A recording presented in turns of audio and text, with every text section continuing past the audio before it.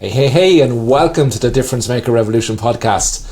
And I'm really, really nervous today because Steve Saporito has experienced Guinness in an Irish snug, and he's had his pint of Guinness, and now he knows that this podcast is friends together having a Guinness in an Irish snug. Janine, he actually knows what that means now. Wow, impressive.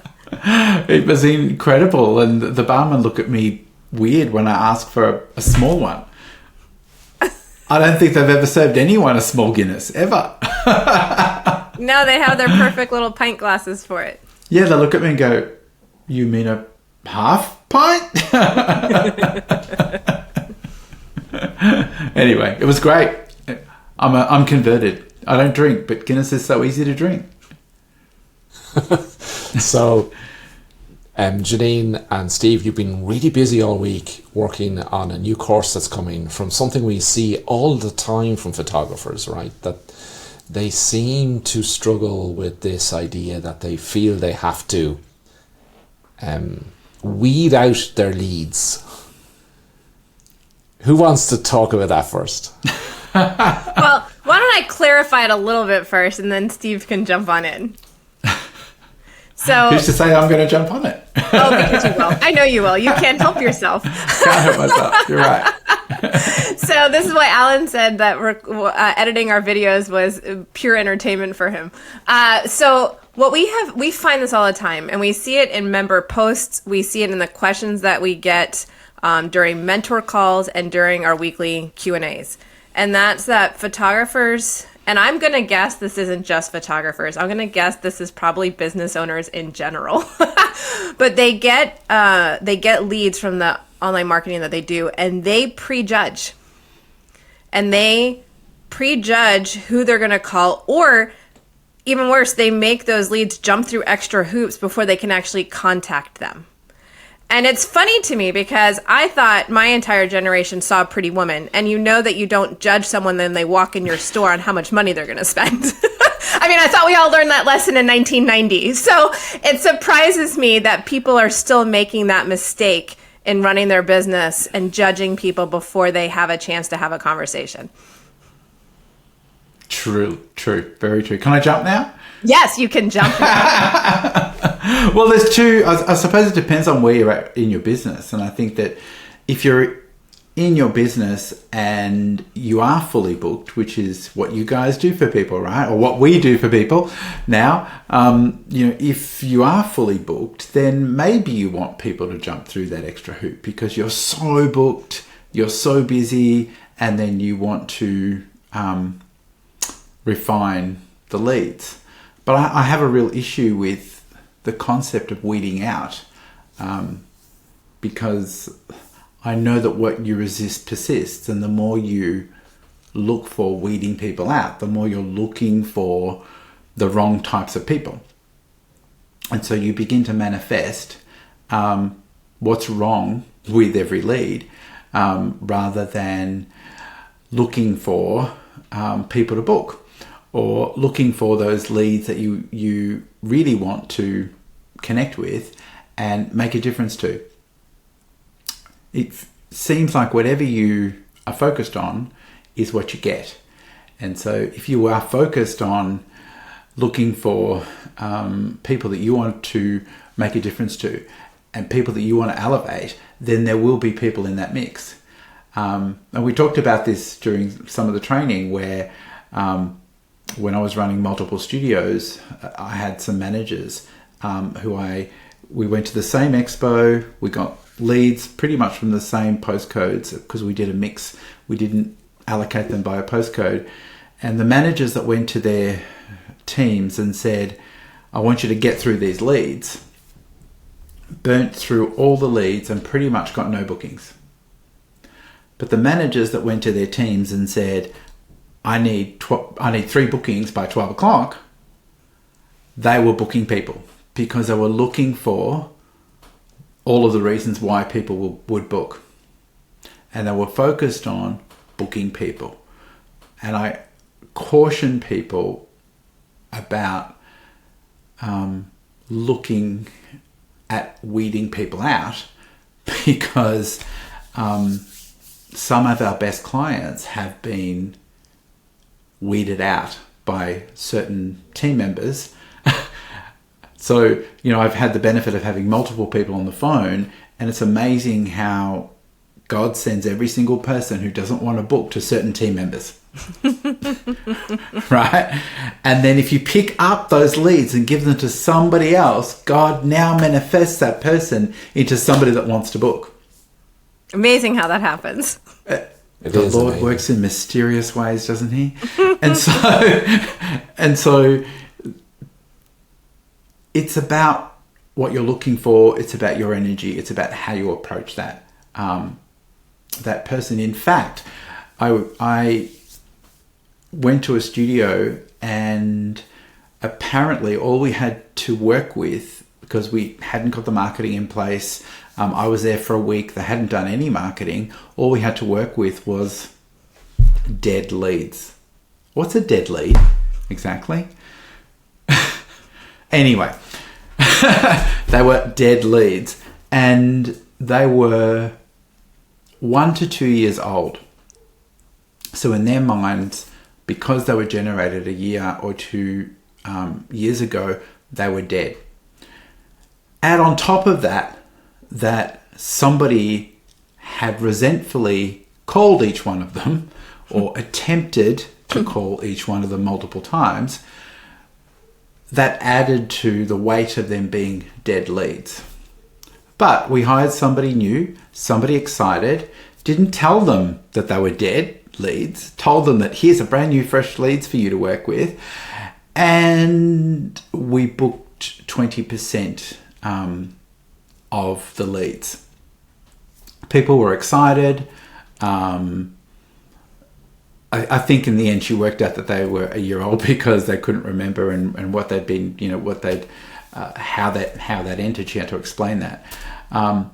But the result was that from something that was supposedly dead, we brought life to them, and it's us, it's our energy, it's our perception that brings that to life. And have I gone off topic? I think I've gone off topic, Robin. No, I don't think that's off topic.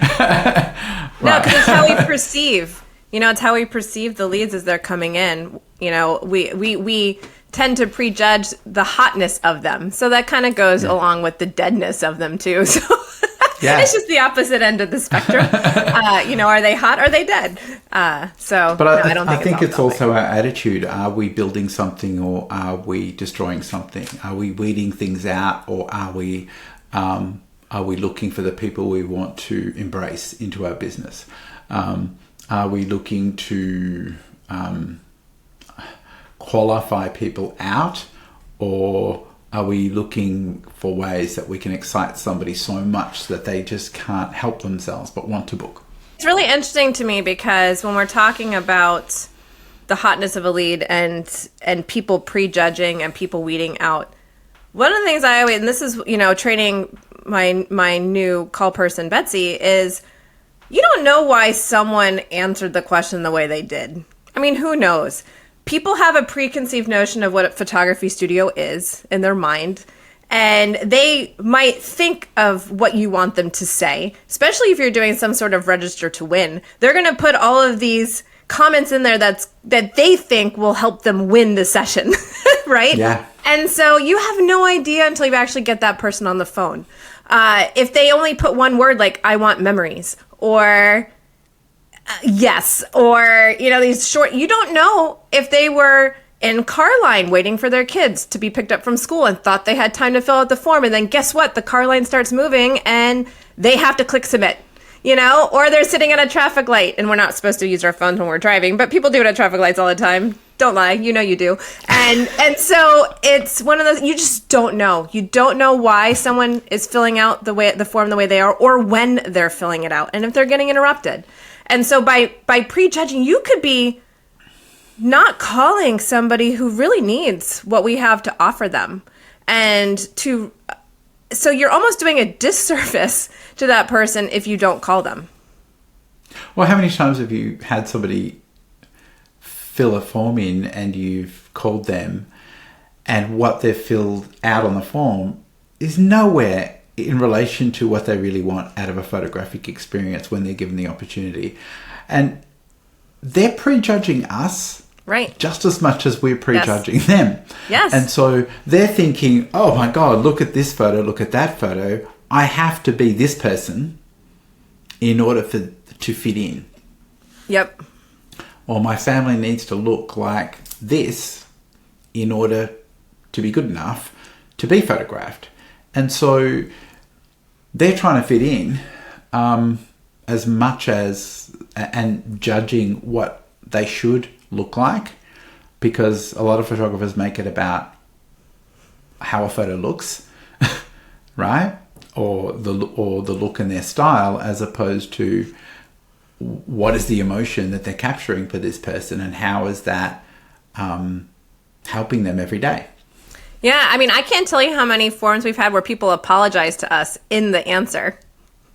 Yeah. I apologize now for my children. They're totally misbehaved, or my child's 2 and will run all over the place. I know nobody can ever get you don't have, we photograph children. You don't have to apologize to us, And so it's interesting because they're judging us. They have a preconceived notion of what a photography studio is, and you have no idea why. You don't know what their past experience has been at a photography studio, either as an adult or from their childhood. They might have a bad memory or a good memory from childhood of being photographed from a professional photographer, or they could have had a good or bad experience as an adult bringing their family or their children or themselves to a photography studio. So what's driving that then? Why are so many photographers thinking or have the mindset that I need to weed people out, rather than knowing that great clients are made, not found, as you've taught us all, Steve? What is it that's causing people to feel that way? Well, if you believe that great clients are made, not found, and you dare to believe that, then the result is directly tied into you as the photographer, and you having the power and control to create great clients. Whereas most of the world, it's not just photographers, most of the world is living in blame and trying to find out and trying to work out ways to blame the economy, my location, there's not enough population. Especially in America, it really makes me laugh, where they say, oh my God, I'm in a small town, there's only 3 million people in my town. Like a small town in Australia is 200. we have those too. We have those too. You have those too, but it's funny how they talk, oh, there's only 5 million in my town. How many clients do we need to make a successful business?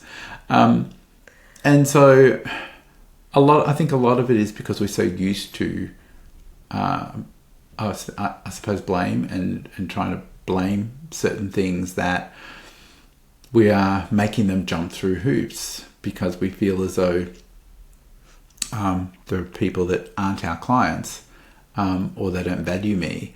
Well, I think it's fear too. I think a lot of photographers do it because they're afraid of rejection. And they're afraid of having a conversation with someone who doesn't want to be photographed, or worse yet, they have them come in and then they don't purchase, and they feel like their photography has been rejected because it's about them.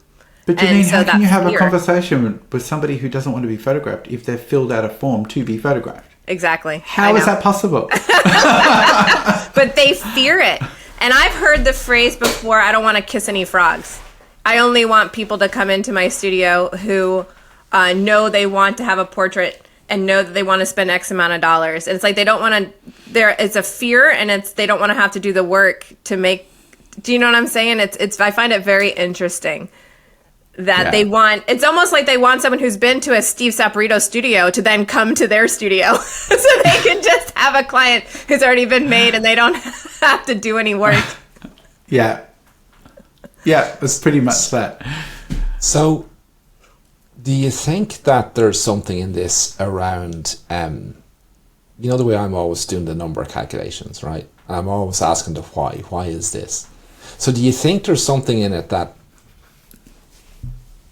I don't want to take the risk of kissing a frog, as you put it, Janine, who might invest 500 or 1,000 with me, and it pulls my average down. An average that most people don't know how to calculate in the first place. It's your highest sale, isn't it? Yes, and I think you're right, Ronan. I do think that people have this fear, again, of photographing someone who might not spend at their so-called average. And But so that could pay that's somebody's another fear wage driving for the them. week. That one sale, even though it's $300 or $400, might pay somebody's wage for the week. Or It might. And you, again, I love sometimes our lower sales if they love us, because a lot of times people will, especially for, and I'll give it specific examples. We photograph a lot of 1-year-olds, as anybody who's listening to this knows. Well, guess what? Sometimes people who have 1-year-olds aren't in a life situation right now where they have a lot of disposable income. They're younger, and if they don't have grandparents helping to pay, but guess what? I had one, and this was now 6 years ago.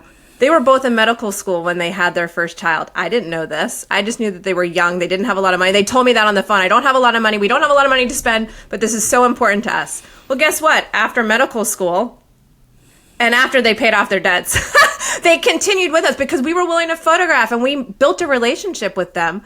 They've been they've been loyal to us. We've been loyal to them. We've grown with their family, and over the years, the value of that client is well over our average.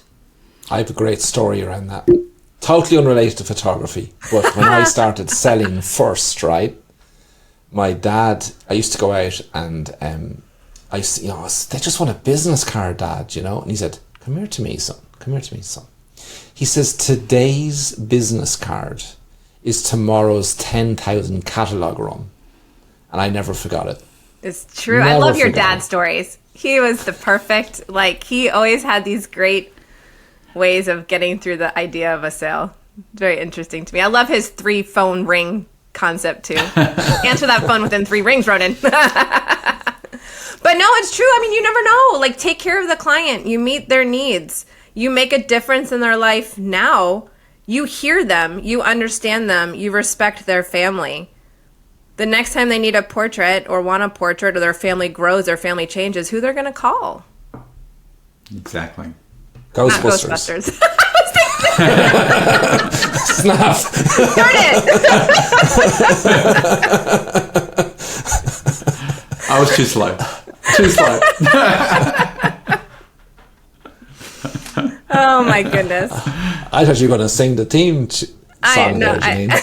I could. Well, it's interesting too, Ronan. You've heard me talk about my previous mentor who's passed away, Bill Sorensen. But one of the things that I learned so early from him, because he did promotional marketing back before there was anything digital, anything online marketing. I mean, he did his promotional marketing at a grocery store, and he would set up a stand and he would collect leads.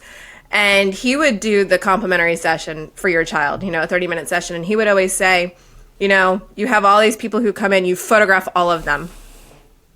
20%, 80%, and he had the numbers. He knew how many of those that would come in would spend, how many would spend above his average. And he's like, it's the 20% that spend way above. But he's like, I built relationships with all of them. It didn't matter because I was making a difference in their lives. And the ones that didn't spend today, they might spend tomorrow. Or they might not, but I still made a difference in their life. And the ones who did spend made up for that, And so to go back to Steve's point, clearly, if you are fully booked and you don't have time to do that, it's one thing. But so many of our members and people we see in groups have no business and they don't have a full calendar. And they're picking and choosing who to call and almost like screening their sessions. And then on the other hand, complaining that they don't have enough business. You have a great story around that, Janine, about your hairdresser who's got multiple hairdressing salons. Yes. Tell everybody about that. And that's why my hair's in a ponytail today. It's where I'm going after this to get my hair done. But I love sitting in his chair because I get so much. And I'm talking to the 2 men with no hair right now. I'm hiding mine. I know you're hiding yours. But I love sitting in his chair because he thinks true business all the time. Right? He has 10 salons now, and I met him when he only had 1. And he told me, Janine, if there's not butts in seats, we're not making money.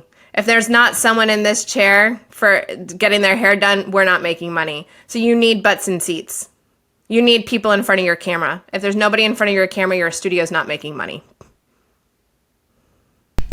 Well, piggybacking onto that and bringing it into photography, it's the same in our photography business. My businesses were in shopping malls, and I know that busy makes busy. Nobody walks into the restaurant that there's never anybody in. Right. And sometimes we would pull people from the shopping mall and just give them an experience knowing that they weren't going to spend any money. But the bookings we got, because we looked busy, gave us the money at a future date. So a lot of businesses, although a lot of photography studios aren't in shopping centre malls, and there are, people aren't walking past. I think a lot of this also has to do with, I see a lot of studios when I visit them, it feels like they've created busyness because busyness is the new currency for success. And so there are certain things that take as long as we give them. And because they're not working to a specific time, there are certain tasks that take a lot longer than they should. And so because they think they're busy, they don't feel as though they have time to make the call. So I think that sometimes, Ronan, because they feel as though, well, I don't have time to make calls because I'm busy, being busy, they feel as though they have to screen calls because they don't want to waste their time. But we've had incredible sales from those people that you said, Janine, just wrote yes or didn't write an answer. Half the time they were being pulled away by their children while they were filling out the forms, or there was a distraction, just like you said. None of my clients would ever be at the stop sign, at the red lights, filling out a form. I know that, but So you think? Well, one of the studios was in one of the busiest streets in Melbourne, and there was, I was watching all these people waiting at the lights every day, and so we put up big posters in the window with text this. And it's amazing how many texts we got. And they were from all of those cars. And they don't have time to fill out the form, but they were great clients. So Janine, you mentioned, and Steve mentioned at the very beginning, and you mentioned then about excitement, right? And that we have to be excited for our clients, and somebody on the phone who's excited. So you've hired somebody new, right, on the phone. So she's going to be excited now, right? But how do you keep the excitement within the person who's on the phone? And I know this is probably in the training, right? We haven't gotten to that part of the training yet, but yes. Okay, good. Well, here's prep for it. So tell me, how do you go about keeping the excitement high for your team so that they're excited to interact with their clients on the phone and have quality conversations and make great clients? So actually, I guess we did talk about this a little bit, Steve, because we talked about having wins, and wins excite people. And so, but right now, the way that, we're an exciting place to work, Ronan. I mean, you can't walk in here and not be excited because we're all full of high energy, and we feed off of each other. We really do. And Elizabeth, you guys both met her when you were here. Oh my gosh, you think I have a lot of energy? Elizabeth takes it to another degree. So it's hard, first of all, to walk in here and not be high energy because of the way we excite each other. But I excite people with food and coffee and little treats and little surprises. And it really goes a long way. So for example, with our duck sessions, I have a goal tracking sheet. And when we get to 25 bookings, everybody in the studio gets treated to Starbucks because we all love Starbucks. And it doesn't matter if they were on the phones booking or, it's just everybody. So I went out to Starbucks that day and I bought everybody their favorite drink. And then when we reach the next goal, it's Taco Tuesday. So the next Taco Tuesday that comes after that, everybody gets treated to tacos. So I'm Italian like Steve. I believe in feeding people that I love. And so and it works. People get excited about it. But we have our daily meetings. We have our stand-up meetings, and it's all about who are we going to Who are we going to love on today? Who are we going to make a difference to today? And it's those conversations that we have with each other that keep everybody excited. But I do know it hasn't happened yet because, again, Betsy still has that initial excitement. But I had to do this with Candace last year. And Steve and I did talk about this in the training. And that's giving them wins. And so, you know, here's a list of people that I want you to call. I know they want to book their session. You know, like these are people that's going to be easy to start the momentum, to get them going, to get a yes, and to have a positive conversation. So that way, when they go to making calls that might be a little bit more challenging or a little bit more risky, they'll already be in a positive mindset. Love it. Steve, I know you want to say something. You never just Yeah. in silence. I knew he did too, and that's why there was the fatal hesitation. I know. there. I'm like, I go felt ahead, like- Steve. Well, you covered it. You covered it so well. I totally agree. I think a lot of photographers miss that morning stand-up meeting that sets the tone for the day, that sets the excitement. And we need to look for the positive, and we need to celebrate the wins. It's you have to celebrate the wins. But I think a lot of the times the bookings people get forgotten about. And so they don't get to be part of the joy that a client feels when they're seeing their photographs, or get to be part of the fun stuff. Greeting the client when they come in, watching the first slideshow with them, interacting with them during their photographic experience. And especially I found this to be critical, being there when the celebration of the product happens. So they're coming to collect their photographs at the end, and being there and seeing the excitement, seeing the joy that they had, because that's a result of what they've done to book that person in. And they have to believe in what we do, because it's not just the excitement that our clients feed off. They feed off our confidence. And so our clients borrow their confidence from us. And if your bookings people can be confident that clients love this experience, they find joy from this experience, it's made a difference to their lives, that's got to be shared with them, because they're your director of first impressions. Right? Yeah. These people, they are the director of first impressions, and you get how many chances at making a first impression? One. Right? One. We're doing so- video. I'm like, wait a minute, it's a podcast. That's right. One. So if we can give them the confidence that they need to pick up that phone, knowing that people that have done this, clients that have already done this, have had an incredible time, value what we do.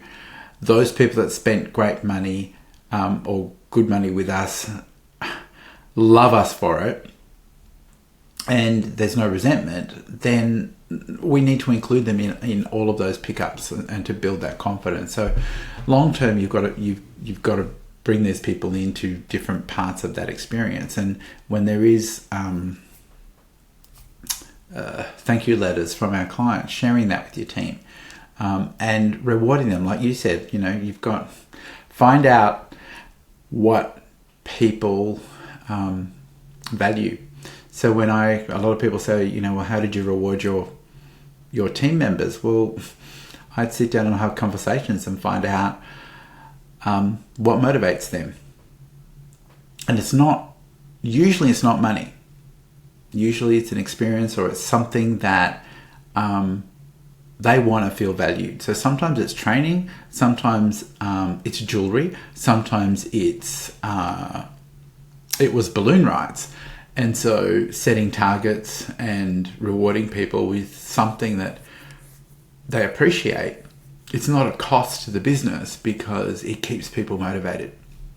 And Steve, sometimes it's been part of something bigger than anybody, right? Yeah. Well, it's part of knowing that you've made a difference too. And I think that's why this revolution creates an organic being.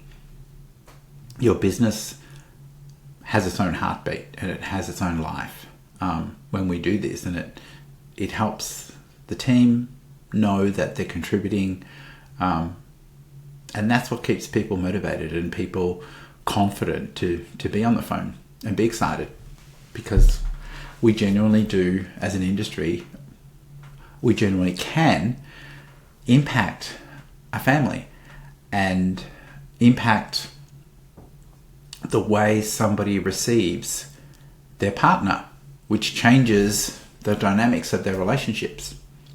There's a lot of the times when people are struggling, it's because they've changed the way they receive somebody. And so when we help them receive them differently, the flow-on effect is that they have a more positive experience at home. And it's not about who they're being in front of a camera.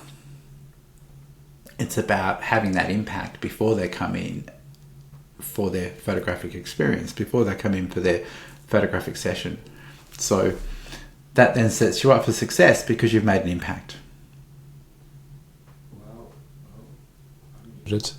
Well, all I can say is I wish I listened to you guys 15 years ago, because 15 years ago I dug out all the grass in the front of the house and the back of the grass because I hate weeding.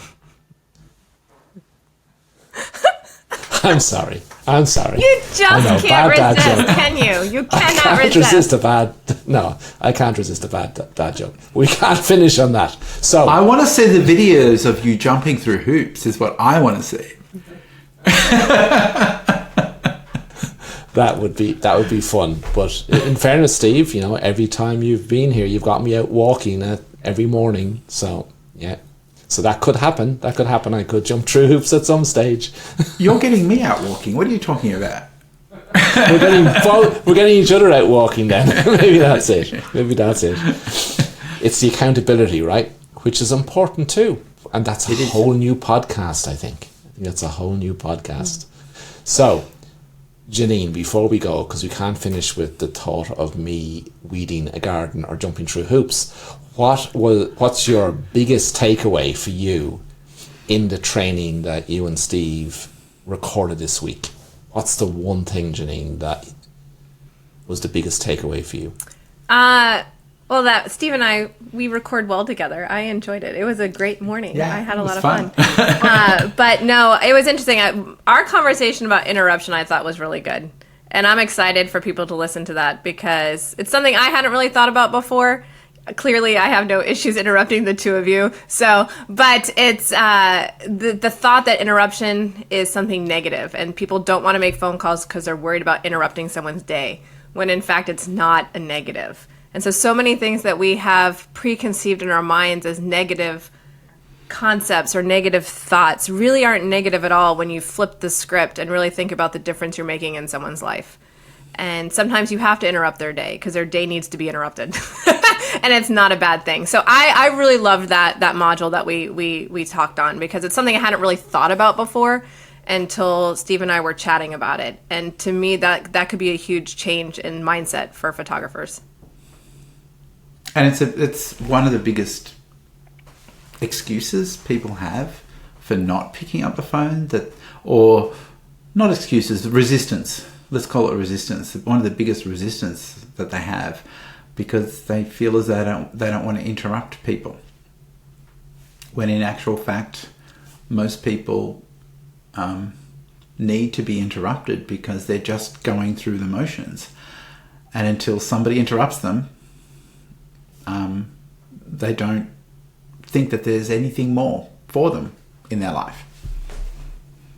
So it's important that we do.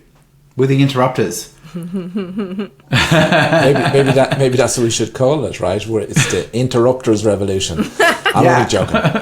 So I think it's getting close to time for a real pint of Guinness, not one that we're make-believing that we're drinking here in this podcast and this make-believe snug. But we hope you've enjoyed this week's podcast.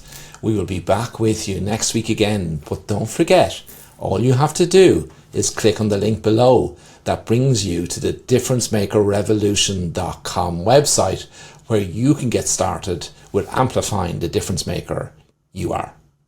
So thank you for joining us today. That's bye from us for today. Thanks, everyone. Bye, everyone.